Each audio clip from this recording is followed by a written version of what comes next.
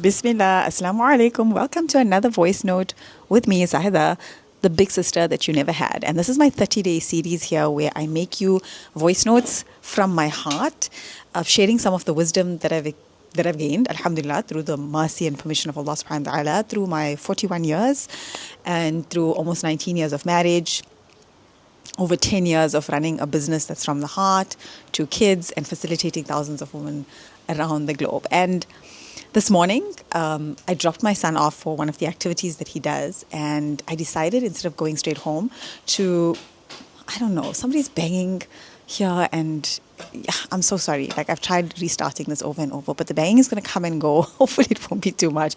But anyway, I went to a coffee shop just to have some me time and to listen to one of the programs that I've invested in, because I'm a big believer in investing in beneficial knowledge, like knowledge that strengthens my understanding of the deen, but also knowledge that is self-development, growth work, and so on and so forth. So as I was doing this, I was making some notes here on my iPad while I was having that coffee.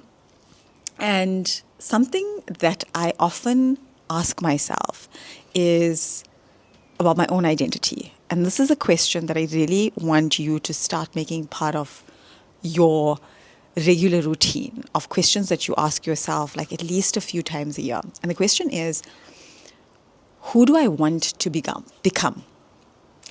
Or who do I want to be? I think in this Western world that we live in, we spend a lot of time asking ourselves, who am I? Who am I? I need to discover myself. I need to figure out who I am. But Allah subhanahu wa ta'ala has given you a lot of blessings, and He's given you certain strengths that you will only uncover when you start to decide who you want to be in the world. And if this is not making sense just yet, hold on. This voice note is going to get very deep very fast, inshallah. So who do I want to become next, I think, is a far more empowering question. It's fine. You can go ahead. Is a far more empowering question than who am I, right? Because who am I almost feels like this ephemeral thing of something almost outside of you, like it's just been decided for you. Who I am is this existential thing outside of me, and I've got to figure out who I am, and I've got to do a lot of, discovering. But asking yourself, who do I want to become, is so much more powerful. Because when you want to create what I call unreasonable results in your life, and when I say unreasonable results, I'm not talking about things that are not reasonable in that they're not attainable. I'm talking about it's unreasonable because the people around you tell you that it's unreasonable. The people around you tell you that, oh, it's not possible for you. For instance, you want to have this incredible marriage with lots of closeness and respect and intimacy.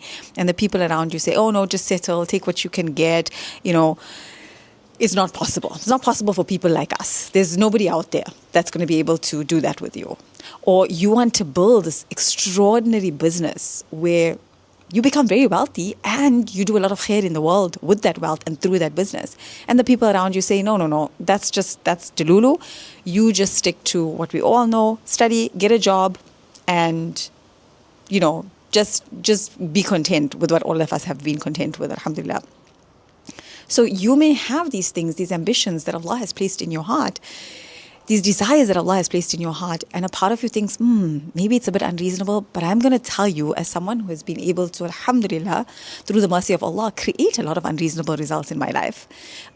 Whether that's a business, alhamdulillah, that has really grown in every way, mashallah, and allows me to live my purpose, and alhamdulillah, has financially been very, very profitable, alhamdulillah. And do a lot of good in the world, whether that's been healing from an autoimmune disease, whether it's been creating the kind of marriage I really want to experience. I have been able to create these unreasonable results with the help and mercy of Allah through what I'm going to share with you today.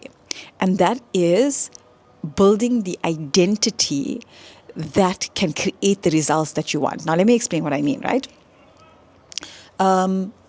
So a couple of years back, this was back in 2023, and we had joined, my husband and I joined some friends of ours for a run, a casual run. I was a casual runner. I would run like 5Ks, 10Ks sometimes, but maybe mainly 5 to 7Ks, once a week, twice a week, for the fitness, for the vibes.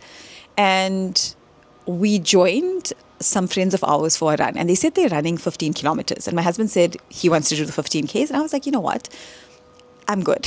The run was on the beach, and I said, I'm going to do halfway, and then I'm going to run back. So I'm going to do 7Ks, basically run back, chill with a cup of coffee, and then I'll meet you guys when you're done. So this is my plan. And we woke up that morning and we went off, and then somehow after that mark, that halfway mark, I thought, well, let me just keep going. And I literally said to myself, look, Zaida, if you can't keep up, you can just get an Uber and you can go and get your coffee. So that's how I ran. And I just continued running and finished that 15Ks. And let me tell you, the first 7Ks was fine. And then that second 7Ks, the other half was really difficult. I was really questioning my choices, but I kept telling myself, if it gets too bad, you can take that Uber. But alhamdulillah, I made it. Finished the 15 kilometers, felt like I ran a marathon, subhanAllah. And then my friends were all talking about the fact that in a few months' time, they would be doing a marathon. That's 42 kilometers. There's a big gap between 15 kilometers and 42 kilometers, right? I think we can all agree on that. And my friends were all talking about it, and I was like, oh, good for you. I love that for you. And then they were saying to me, you should do it. You guys should join as well. You should sign up. And I literally looked at them and said, you are crazy. That sounds bananas. But they kept going on at it and saying, no, it's completely possible and that we should do it and we'll do the trainings. And now this seed was planted in my mind. And I said, okay, fine, Bismillah, let me do it. What's the worst that can happen? I don't finish and my life doesn't change in any way. So then I started this training plan. And I remember all along those months of doing the training, it was not always easy. And a lot of times my mind would fight me back and tell me how, who do you think you are? You're not the kind of person who runs marathons. You're not an athlete. You're not all of these things. And at the time, I understood what I'm sharing with you today. And I'm really getting it into the juicy parts very soon. So just bear with me. And I just kept pushing back and saying, well, this is how you create the identity of someone who can run a marathon. You take the steps towards it. You take the actions towards it. You make the dua to Allah to make it easy for you. And that's what I did. The day of the marathon came around. I was nervous, but again, made dua. I had done the work. I had taken the action. I didn't know if I was going to finish that marathon. I didn't know if I had the identity. Am I somebody? Am I the kind of person who can run and finish a marathon? I don't know. I'm there. Let me see. In my training runs, the longest I had gone was a 32 kilometer. And this was now 42 kilometers. So another 10 Ks, which may not seem like a big deal to you. But let me tell you, once you've already run 30 plus, another 10 is a pretty big deal. So I ran the marathon. There was one point around the 36 kilometer mark where I just felt like I hit a wall. And I had to use some of the somatic tools that I teach my clients. And alhamdulillah, they helped me move past it. And I finished the marathon. Alhamdulillah. I lost some time in that, whatever that was. My whole throat was clamping up and my chest was tightening and I couldn't breathe. But I lost some time in that. But I'm glad I gave myself the time because I finished strong, alhamdulillah. I finished injury-free, which was my objective, more so than any time goal. And I was like, wow, I did it. So I'm the kind of person who can run a marathon because I took the action and I asked Allah for help. Now, recently, this was 2 years ago, I haven't run a marathon since. And my husband and I decided to enter another marathon. And he and I were chatting, and I've been watching these videos on how to, increase your running time and all of these things. And they keep referring to people as athletes. And I said to my husband, am I an athlete? Am I an athlete? I didn't play sports at school. I was not someone who is athletic at all. And my husband says to me, of course you're an athlete. You've run a marathon. That makes you an athlete, subhanAllah. And so this identity was built from the action that I took towards it. Asking yourself, who do I want to become? Who do I have to become to create that amazing marriage? Who do I have to become to reach this incredible income goal, to become the first millionaire in my family? That is a far more helpful question to ask yourself and to plan towards than to say, well, who am I? I'm trying to figure out who I am. Now, here's the thing. Today, I want to share with you the identity that is going to blow everything, the lid off everything. And I want to share with you this question. How do you become someone who loves Allah? Who is the version of you? Who do you have to become to have the identity of somebody who loves Allah subhanahu wa ta'ala. And the reason why this is so key and so important is that all the other results that I spoke about, the marriage, the business, any goal, any aspiration that you have, that's going to be dependent on that identity of whether you love Allah or not. Because if you want to reach those things, not just for the sake of reaching them, but because you want it to be good for your dunya and your akhirah, then being the person who loves Allah is an important part of it. Because you don't just want an amazing marriage, but not a great akhirah. You don't just want lots of money, but not a good akhirah. You want both, right? You want the ability for those things, whether it's a marriage or money or anything else, any goal that you have, any aspiration, even if it's healing from an illness, is for the sake of Allah, is for the sake of building your akhirah legacy. And so a key part of that is first building that identity, or simultaneously building the identity of somebody who loves Allah. And let me tell you what I mean, because you may say, well, Zahida, yeah, I love Allah. What are you talking about? I'm already that person. What does it mean to love someone? Think about someone in your life that you really love. You trust them. You trust them to have your back. You trust that they have your best interests at heart. If you have a problem, you go to them. You seek their support. You show them appreciation. You show them gratitude. You want to be close to them. So you communicate with them. You reach out to them. You call them. Or you regularly check in with them. You don't just leave them, right? You regularly check in with them. You seek their support. You seek connection with them. And every decision that you make, you consider them. You always consider, well, how would this impact them? How is this impacting our relationship? And you're always looking for ways to show them love, to show them consideration, to show them how much they mean to you. That's loving somebody, like really loving someone. I'm not talking about the people that you quote unquote have to love in your life. I mean the people that you choose to love. I think this is very important. Because sometimes you may have family, may Allah bless them, but you wouldn't have chosen them for yourself. They are a fitna on you. May Allah make it easy for everyone and make it easy for everyone to fulfill their family ties. But they are fitna on you. So you love them, but it's kind of like a dutiful love. It's like I have to. It's a loyalty, right? I am talking about the people that you choose to love. And Allah subhanahu wa ta'ala wants to see if we will choose to love Him. Not because we have to, but because we desire to, because we want to. And this is how you become close to Allah. This is how you create a solid relationship with Him. And why is this so important to everything else in your life? Well, the obvious one is your akhirah, but the other ones are that when you have that solid relationship with Allah, where you truly choose to love Him, then the way that you go about creating the marriage that you want is going to be fundamentally different than if Allah was not part of the equation. You're going to truly build a marriage that's for your akhirah, good for your akhirah and your dunya. The kind of business you create, or the way that you pursue that business, how you conduct yourself in that business, the choices that you make, how you seek the money that you want to make, how you seek being the first millionaire in your family, and how you steward that money when it does come, is going to be fundamentally different when you have a tight, close-knit relationship with Allah, when you've made Allah your bestie. Right? So this is why it's so important, because the rest of the world in the dunya, they'll keep telling you, seek this and seek this and seek this, and they just push Allah out the equation. Like Allah is not even part of it. And then you have other people who are on a very religious stance, and they will tell you, just forget the dunya. Throw the dunya away. It doesn't matter. Only seek Allah. And what I'm telling you is, seek Allah, and then anything that you pursue in the dunya will be a function of seeking Him, a function of seeking His pleasure. Whatever you do, your marriage, your parenting, your friendships, your relationships with your family, your business, your money, your fitness, your health, all of it will be for the sake of Allah. And that is what it means to truly live in what I call live inspired, right?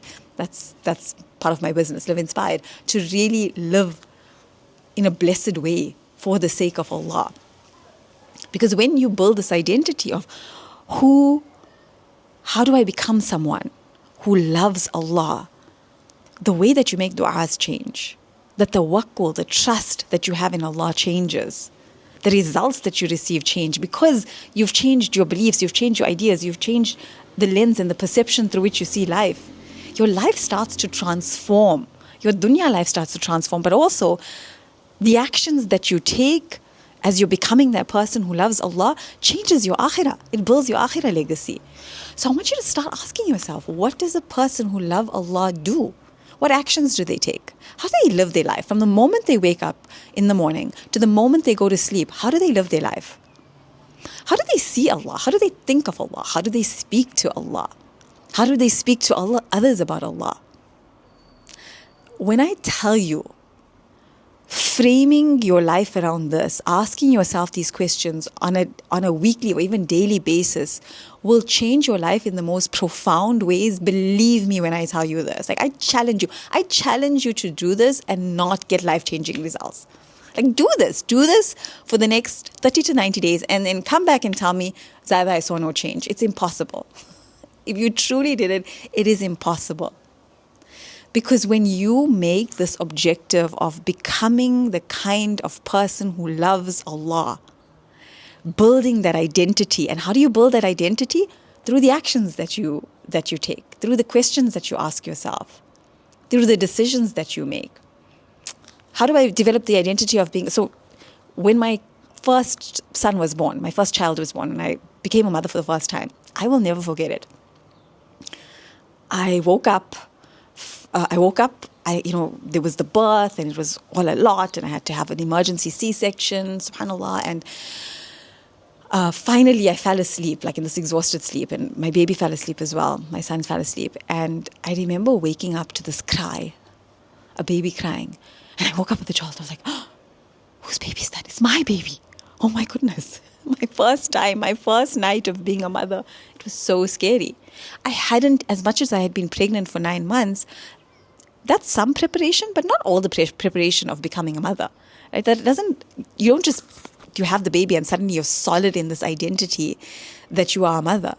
But I chose to wake up. I chose to comfort him. I chose to nurse him. From then on, I chose to love him. I chose to take care of him, subhanAllah. And every decision that I made in my life centered around him too, around the love that I had for him, around the responsibility I felt through that love for him. And so from that day forward, from that night forward, whether it was changing his diaper or feeding him or burping him or bathing him or just making sure that he's okay, and all the decisions I made, even for myself and for him, were all centered around that. And so what happened is, over time, it didn't happen overnight, but over time, the consequences of constantly considering him and making decisions that consider him resulted in me developing this identity of being a mother. And I became very confident in that identity. Now, 15 plus years on, alhamdulillah, I'm so confident in my ability to be a mother. That mother identity is strong in me. It wasn't just handed to me on a silver platter. I had to create it with seeking the help of Allah and through using the free will that Allah subhanahu wa ta'ala had given me. I created that identity of being a mother. Same in my fitness journey, same in running marathons. I created that identity of becoming an athlete. It's still kind of something that I'm getting used to. Like, an athlete? Really? SubhanAllah. But that can just tell you, it doesn't matter how old you are. I mean, that first marathon was when I was 39. So it doesn't matter how old you are or how far you are in life, or if you've never lived that identity before, you don't know anyone else around you. Maybe there's no one in your family who you can say has built an identity of loving Allah. Maybe there's no one in your family who has built an identity of becoming a millionaire. Doesn't matter. Doesn't matter. You can be the first. You can be the first, because if Allah placed that in you and you seek Him and you seek that solid relationship with Him, the way that I've been describing in this voice note, and you take the actions towards that, you're going to become that person. Same in my business. Like, I built that solid identity of becoming a business owner. How?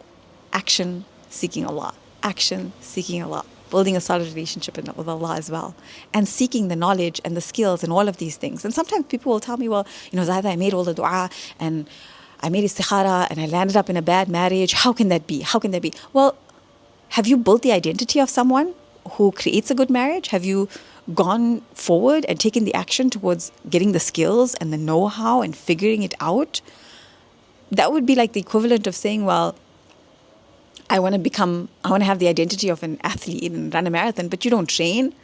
You don't make any effort, right? You're like, oh yeah, but I like walk every now and again. Well, that's not enough, okay? It's going to take a lot more than that. So consider that. Like, I want you to change your paradigm and how you see these things. But this I will say, putting aside all the other goals, which whatever unreasonable goal you've set for yourself is completely attainable, by the way, if you are willing to do this process that I've spoken about, alhamdulillah. And I have another video as well where I speak about creating delusional results in your life. And I think it's a must watch if you resonated with this one today. But this, what I've put forward here, becoming the kind of person who loves Allah and seeks Allah's pleasure in everything, will hands down be the best thing you ever do. It'll be the best action you ever take in your life. And I want that for you. I want that for you, because when more of us do this, my goodness, watch how our ummah will flourish. And most importantly, we may just meet in Jannah. If you don't see me there, ask for me. Okay, I'm sending you so much love and du'as. Take care. Assalamu alaikum.